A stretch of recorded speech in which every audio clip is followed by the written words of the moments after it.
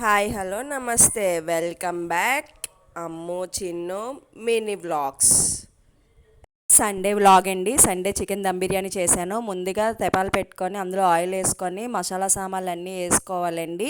తర్వాత చికెన్ని బాగా క్లీన్ చేసుకొని అందులో ఉప్పు కారం పసుపు నిమ్మకాయ రసం పెరుగు గరం మసాలా ఇవన్నీ వేసుకొని బాగా కలిపి పక్కన పెట్టుకుందామండి. ఎందుకంటే చికెన్ బాగా మనకి అవుతుంది కదా, మసాలాలు అన్నీ పడుతుంది కదా, దానికోసం.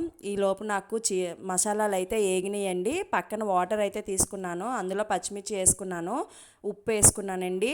తర్వాత నేను వాటర్ అయితే క్వాంటిటీ ఏం తీసుకోలేదండి, రైస్ ఉడికించుకోవడానికి మాత్రమే కదా. తర్వాత నేను గంజి వార్చేస్తాను కాబట్టి క్వాంటిటీ అయితే ఏమీ లేదు. పక్కనైతే కళాయి పెట్టి ఆయిల్ పెట్టుకున్నానండి, ఆయిల్ కొంచెం మరిగించుకుందామని. తర్వాత నాకు వాటర్ అయితే మరిగిందండి. ఇప్పుడు నేనైతే రైస్ వేసుకుంటున్నాను. ఇది నా స్టైల్లో చేస్తున్న చికెన్ దమ్ బిర్యానీ అండి. మీరు ఎలా చేస్తారో కూడా నాకైతే కామెంట్లో చెప్పండి. నేను చేసింది కూడా ఒకసారి మీరు ట్రై చేయండి, ట్రై చేసి నాకు కూడా కామెంట్లో తెలియజేయండి. ఇప్పుడు నాకు ఆయిల్ అయితే మరిగిందండి.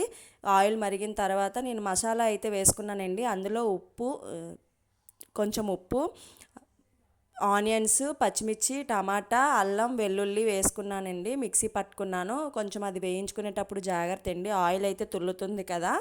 ఇప్పుడు ఆయిల్ పైకి వచ్చే వరకు వేయించుకుందాము. ఇప్పుడు రైస్ అయితే చూసుకుందామండి ఒకసారి.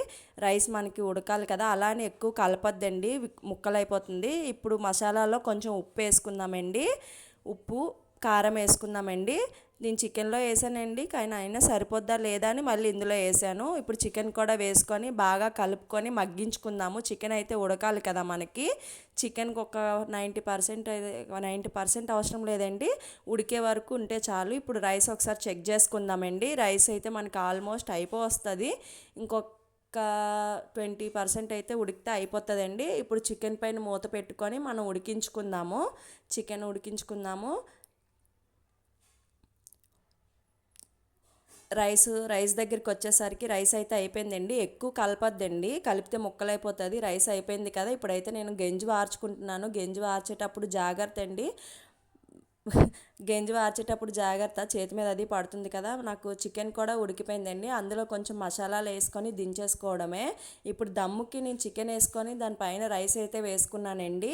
రైస్ వేసుకొని మళ్ళీ చికెన్ అయితే వేసుకుంటున్నాను. అయితే మసాలా కాబట్టి ఎక్కువైంది కాబట్టి స్పైసీ ఎక్కువైందండి, అందుకే నేను గ్రేవీ అయితే వేసుకోలేదు.